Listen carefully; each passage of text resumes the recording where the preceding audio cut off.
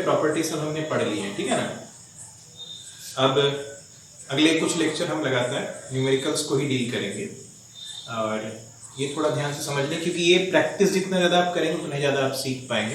पहला पॉइंट यही है ना, हमारे पास कोई जनरलाइज कोई फॉर्मूला नहीं है कि जैसे हम क्वाड्रेटिक इक्वेशन सॉल्व करते थे, हमारे पास की श्रीधराचार्य मेथड है तो अपने डायरेक्ट फॉर्मूले पे वैल्यूज रख दिया और आंसर आ जाएंगे। ऐसा बिल्कुल नहीं होने वाला है। जितना ज़्यादा आप सवाल प्रैक्टिस करेंगे उतना बेहतर आप करते चले जाएंगे। ऐसा क्यों कह रहा हूँ, देखो क्योंकि चैलेंज है हमारे सामने। वैसे डिटरमिनेंट आप सॉल्व करना जानते हो, है कि नहीं।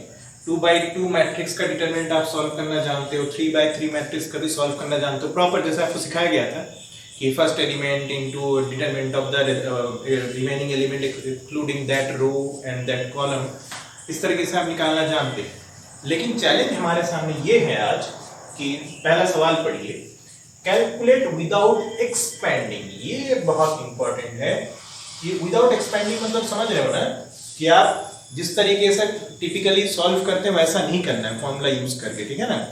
रेदर देन हमें क्या करना है जानते हो, इन डिटरमिनेंट का वैल्यू निकालना है। और सिर्फ हम किस चीज के लिए फ्रीडम होगी, आप जो डिटरमिनेंट्स के जितने भी आपको 8-10 प्रॉपर्टी पढ़ाई गई है ना, आप सिर्फ उन प्रॉपर्टीज को इस्तेमाल कर सकते हैं। आप प्रॉपर ब्रैकेट खोल के सॉल्व करने की आपकी इजाजत नहीं है, without expanding. Am I clear? तो चलिए शुरू करते हैं। देखो पहला प्रॉब्लम का सॉल्यूशन ढूंढते हैं।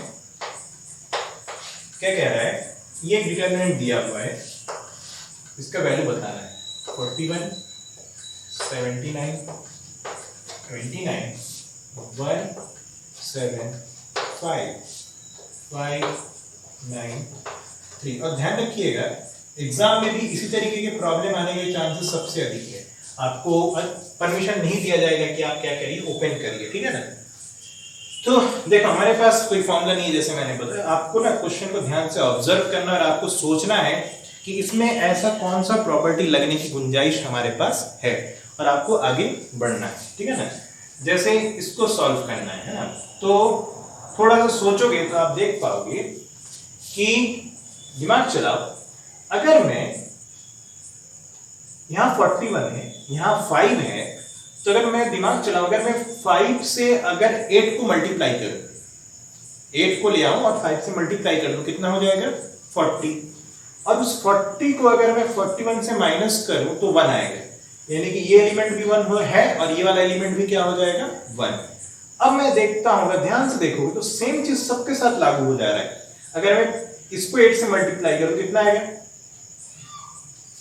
8 into 9 आप करें कितना आएगा 72। और देखिए जैसे 72 को आप इससे माइनस करेंगे तो 7 आ जाएगा, है कि नहीं। ठीक इसको भी देखिए आप किससे मल्टीप्लाई करिए, 8 से 3 8 24, इसमें से माइनस कर देखिए 5। समझ में आया? तो हम क्या ऑपरेशन करने जा रहे, ध्यान देना। मैंने मान लिया चलो इसकी वैल्यू डेल्टा है, डेल्टा मतलब डिटरमिनेंट की वैल्यू, लेट डेल्टा बराबर दिस, है ना। आप एक्स वाई कुछ भी लिख सकते हैं। अब आप एक काम करिए, जो मैंने कहा, मैं क्या कह रहा हूं, ये क्या है, ये C1 है। C1 मतलब समझ गए, कॉलम फर्स्ट, ठीक है ना। ये जो देख रहे हो ये कौन है, C2, और ये डिटरमिनेंट का क्या है बताओ, C3, कॉलम 3। तो हम क्या दिमाग लगाए हैं, हम ये दिमाग लगाए, ध्यान से देखना क्या कर रहा हूं। C1 जो कॉलम है, ये फर्स्ट कॉलम जो है, इसको हम बदलने वाले हैं और क्या करने वाले हैं, इसको C1 में हम माइनस करेंगे 8 time of the element of C3। कितने लोग मेरी बात समझ गए? देखो ये बहुत इंपॉर्टेंट है। तो ये ऑपरेशन हम लगाने जा रहे हैं। सर आपने ऐसे कैसे लगा दिया, ये तो आप कल पढ़ ही चुके हो, याद है कि आप अगर किसी पर्टिकुलर रो या कॉलम को किसी दूसरे पर्टिकुलर करस्पॉन्डिंग रो या कॉलम के एलिमेंट को किसी स्केलर से मल्टीप्लाई करके अगर माइनस या प्लस करेंगे तो डिटरमिनेंट के वैल्यू पे फर्क नहीं पड़ता। याद आया, हमने किया था, याद है, a प्लस के टाइम्स इनटू दिस करके इस तरह से किया, तो देखिए डिटरमिनेंट का वैल्यू फर्क नहीं पड़ा था। तो बस क्योंकि डिटरमिनेंट के वैल्यू पे फर्क नहीं पड़ेगा, तो वो सारे ऑपरेशन आप कर सकते हैं जिसके दम पे डिटरमिनेंट के वैल्यू पे असर ना पड़े।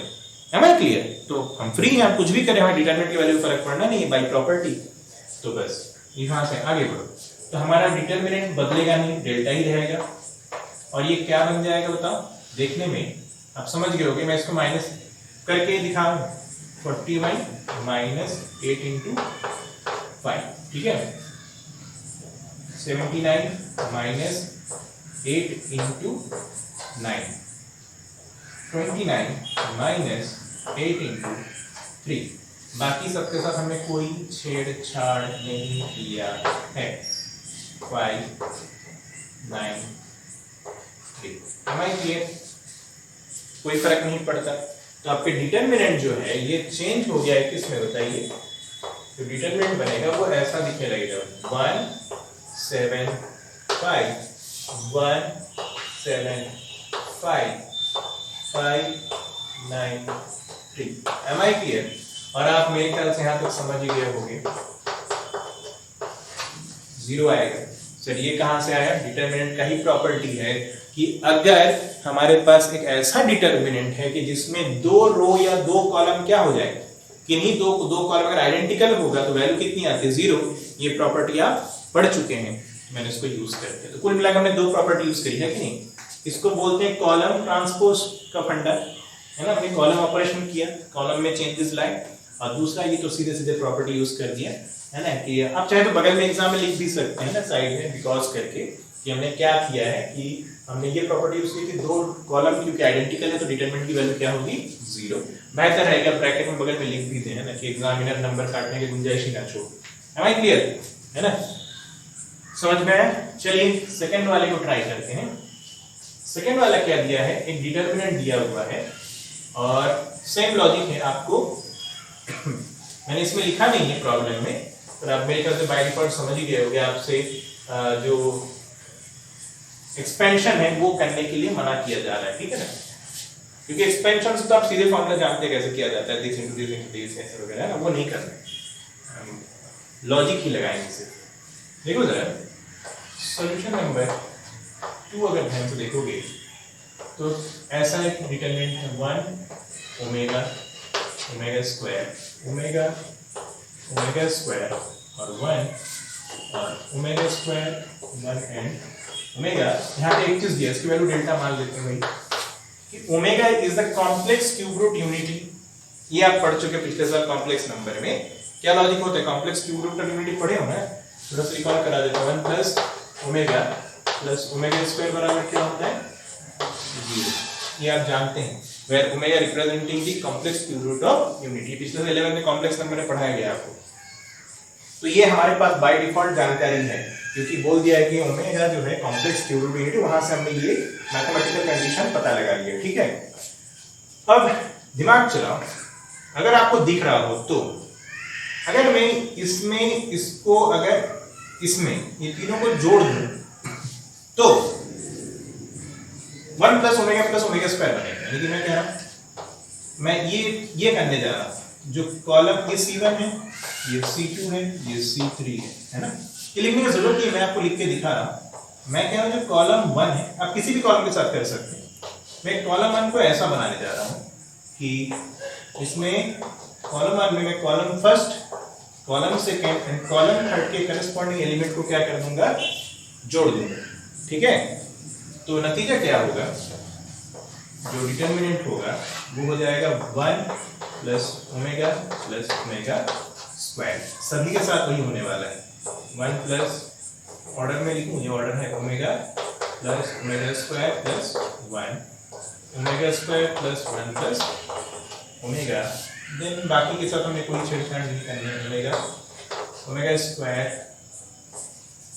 And 1 and here is omega square 1 and omega, ठीक है ना?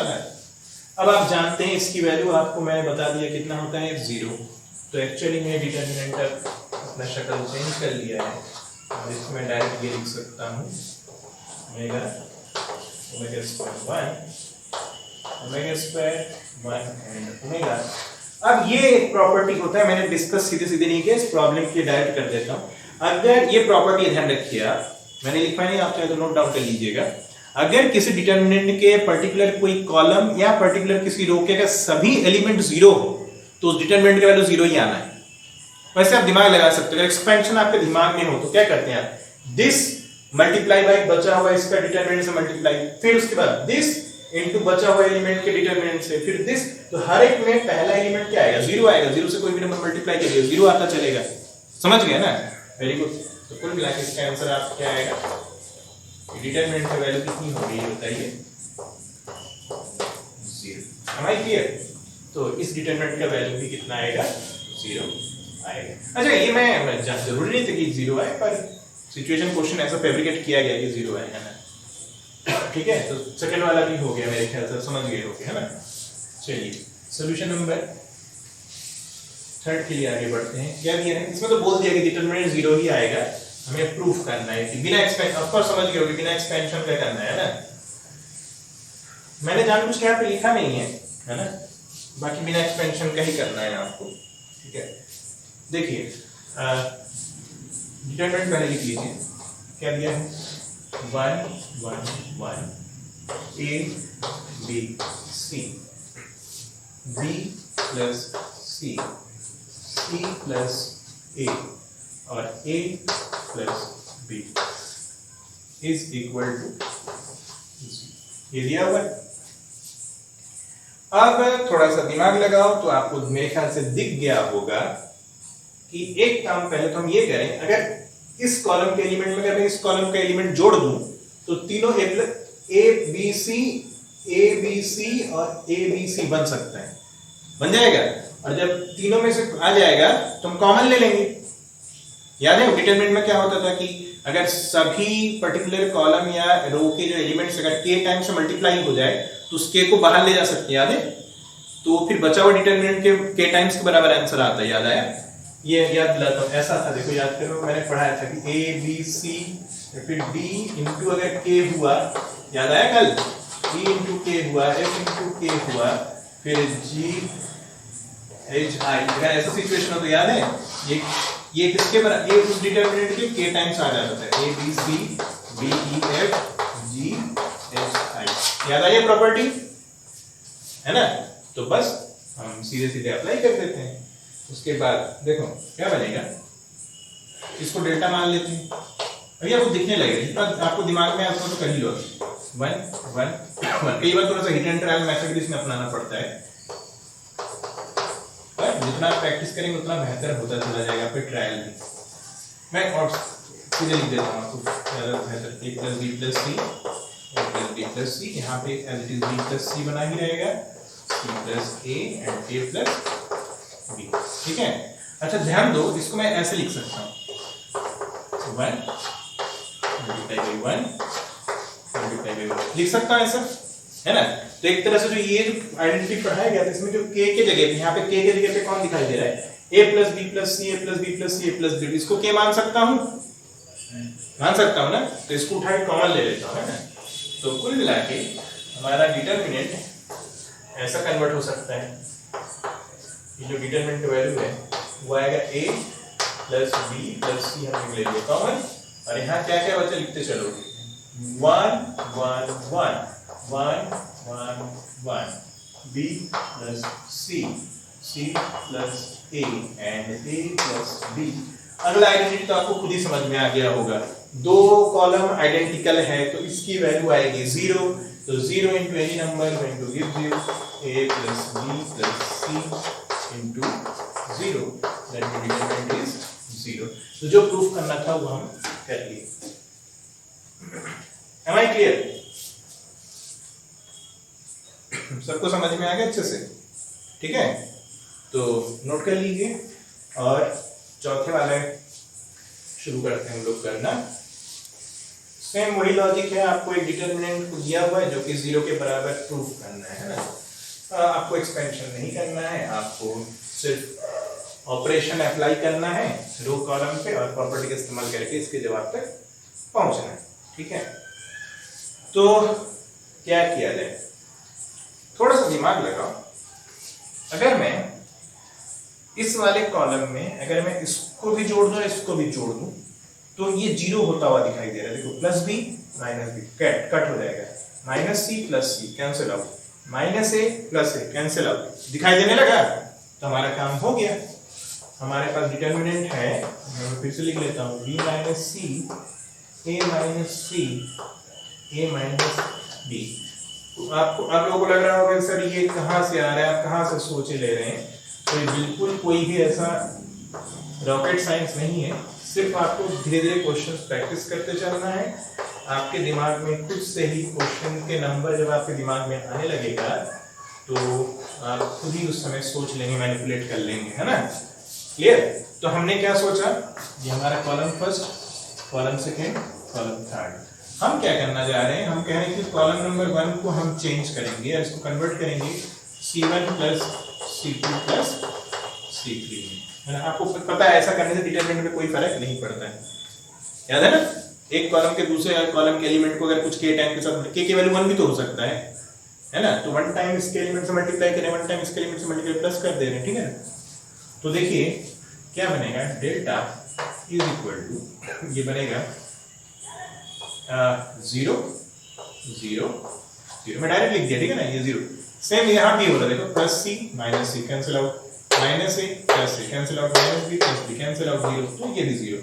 बाकी आप बने रहेंगे C minus A minus B minus C and here A minus B minus C and C minus A. बाकी प्रॉपर्टी आप समझ गए, अभी भी बताया था, अगर पर्टिकुलर डिटरमिनेंट में अगर किसी रो या कॉलम के सभी एलिमेंट अगर 0 हो तो उसका वैल्यू क्या आने को है, 0 भी आने वाला है। हमारी क्लियर, समझ में आया है ना?